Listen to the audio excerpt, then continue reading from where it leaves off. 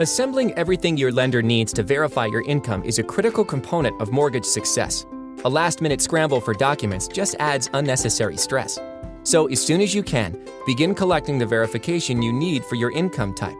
Put this information into your income folder in your mortgage kit. If your income comes from a full-time salary, your proof of income is pretty simple. You'll need a recent pay stub along with a letter of employment on company letterhead that confirms your position, your annual salary, and the length of time you've been in your position. If you're a fairly new employee, lenders will want to know that your probationary period is over. Expect that your lender may call your employer. If you want to count your commissions and bonuses, also provide the last 2 notices of assessment so the lender can see what you expect to earn with these extras.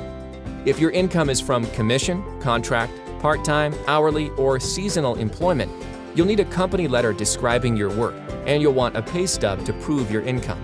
And because the lender will want to look at how consistent your income is, include your last 2 notices of assessment or T4 slips. If you work on a contract, a copy of your contract and any renewals will be required.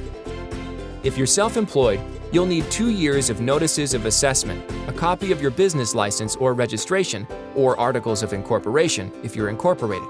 Also, provide a copy of your T1 general tax returns for the last 2 years, or the last 2 years of accountant-prepared financial statements if you're incorporated.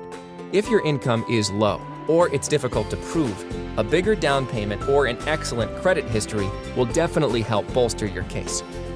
And don't forget about other sources of income. For example, if you receive child support, have a copy of the separation divorce agreement and 3 to 6 months of bank statements to show the support being paid.